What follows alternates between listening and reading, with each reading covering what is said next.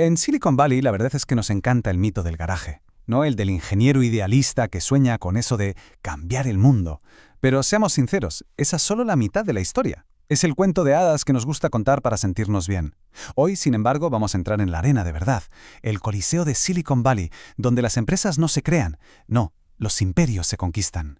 Hoy vamos a hablar de Larry Ellison. Y es que está clarísimo, Larry Ellison, no es un ingeniero de esos que escriben poesía en su tiempo libre. No, es un vendedor, es un estratega, es, en toda regla, un gladiador moderno. Y durante 40 años, su único objetivo, su único juego, ha sido la dominación total. Y lo ha hecho con una agresividad que, sencillamente, ha redefinido las reglas del juego en el sector tecnológico. Es que, su carrera es una auténtica clase magistral de estrategia, pero de la poco convencional.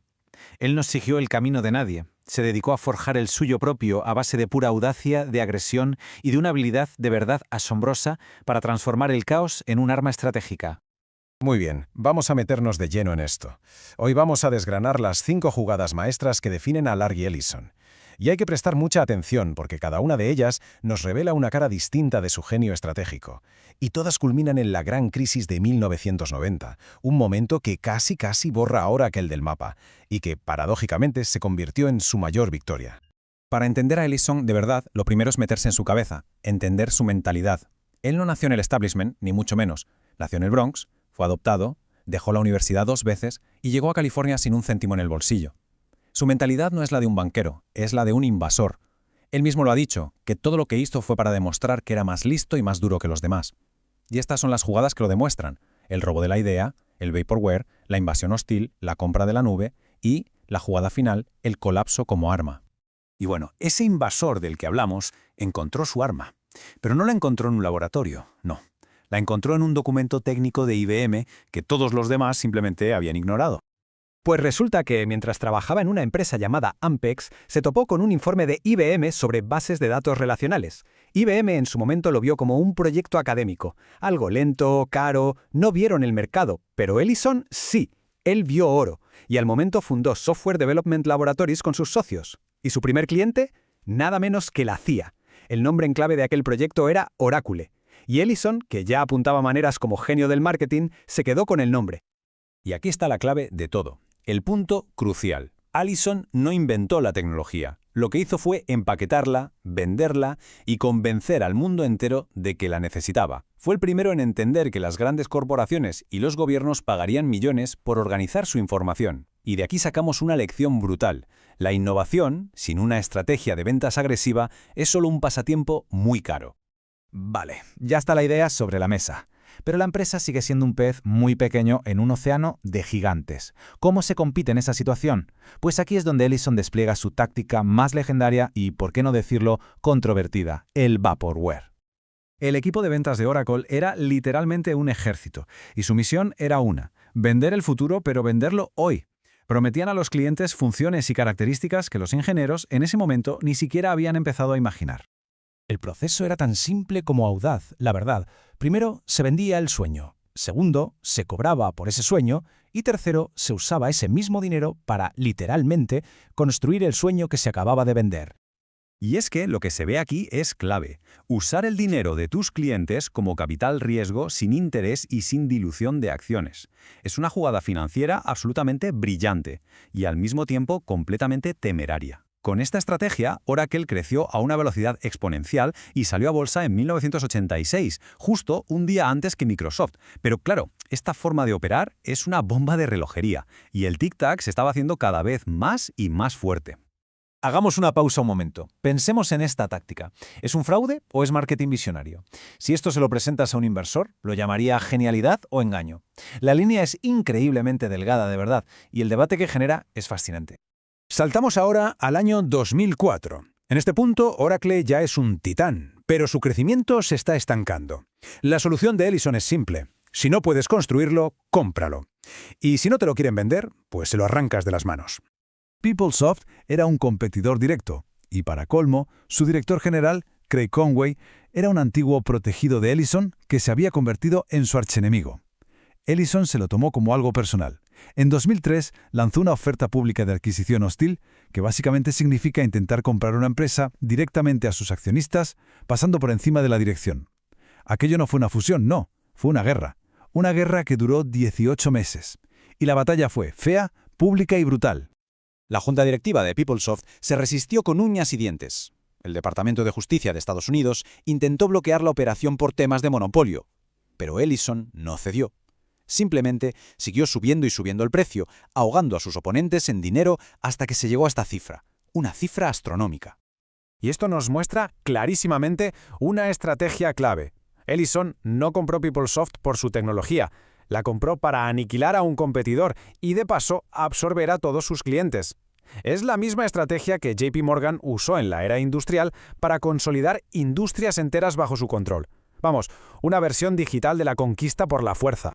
Y qué irónico, ¿no? El mayor disruptor de Silicon Valley casi se convierte en víctima de la disrupción. A finales de la década de los 2000, una nueva tecnología amenazaba con convertir a Oracle en un dinosaurio, la computación en la nube, el cloud computing. Ellison despreciaba públicamente el cloud, lo llamaba una moda pasajera. Mientras tanto, Amazon con su AWS y, peor todavía, un antiguo ejecutivo estrella de Oracle, Mark Benioff con Salesforce, estaban reescribiendo las reglas del juego. Ofrecían software como un servicio de suscripción, un modelo que amenazaba directamente el negocio principal de licencias de Oracle. Y aquí es donde vemos al estratega por encima del ego. Ellison se dio cuenta de su error, un error catastrófico, y giró el transatlántico que era Oracle 180 grados. Su solución fue simple y, como no, brutal. Si había llegado tarde a la revolución de la nube, pues simplemente la compraría. Oracle se lanzó a una oleada de adquisiciones multimillonarias que culminó con la compra de NetSuite. El mismo hombre que había llamado a la nube una moda pasajera, ahora estaba gastando miles de millones para dominarla. Es la demostración definitiva del poder del capital sobre la innovación temprana. Si tienes el dinero, puedes comprar el tiempo que has perdido. Pero nada de lo anterior, ni lo de PeopleSoft, ni la nube, habría sido posible sin el gran desastre de 1990. Este es el momento que lo define todo. Es el evento que forjó al Larry Ellison que conocemos hoy. ¿Y esa bomba de relojería de la que hablábamos antes? Bueno, pues en 1990 explotó. La cultura de vender a toda costa se había podrido por dentro y se había convertido en un fraude contable generalizado. Los vendedores de Oracle, desesperados por sus comisiones trimestrales, empezaron a contabilizar ingresos futuros como si fueran presentes, vendiendo licencias a clientes que no las necesitaban con unas condiciones de pago absurdas. El caso más cómico y a la vez trágico fue con la Z-Boy, el de los sillones. A ver, ¿qué necesidad tenía una empresa de sillones reclinables de una base de datos de nivel empresarial en 1990? Pues absolutamente ninguna. El trato se estructuró para que apenas tuvieran que pagar nada, pero Oracle, de forma totalmente fraudulenta, contabilizó el valor total del contrato como si fuera un ingreso de ese mismo trimestre. Era capital fantasma, puro humo financiero. Y de repente, la música paró. Wall Street se dio cuenta. Entraron los auditores y el castillo de naipes se vino abajo. Oracle anunció sus primeras pérdidas en toda su historia. El flujo de caja se volvió negativo. La acción se desplomó un 80%. La empresa estaba, a efectos prácticos, en bancarrota. A ver, este es el fin para el 99% de los CEOs. Pero Ellison no es de ese 99%. Su respuesta fue como una cirugía, pero sin anestesia. En un solo día, despidió al 10% de la plantilla. Trajo a financieros implacables como Ray Lane y Jeff Henley, y reconstruyó toda la operación de ventas desde cero, implementando los controles más estrictos de toda la industria. Y aquí está la genialidad de la jugada. Ellison usó un fracaso que casi le cuesta la vida y que además había sido causado por su propia cultura agresiva como la tapadera perfecta para purgar la empresa y reconstruirla completamente a su imagen y semejanza. Transformó a Oracle de una startup caótica a una máquina de hacer beneficios disciplinada y sobre todo brutalmente eficiente. El colapso de 1990 fue su bautismo de fuego. Le enseñó que las ventas te dan crecimiento, sí, pero solo los beneficios recurrentes y el control financiero absoluto te dan el poder para reinar en la arena. Por eso, el verdadero legado de Ellison no es un producto, es este modelo de negocio, un modelo implacable. Es que él no encaja en el molde del fundador que quiere hacer del mundo un lugar mejor.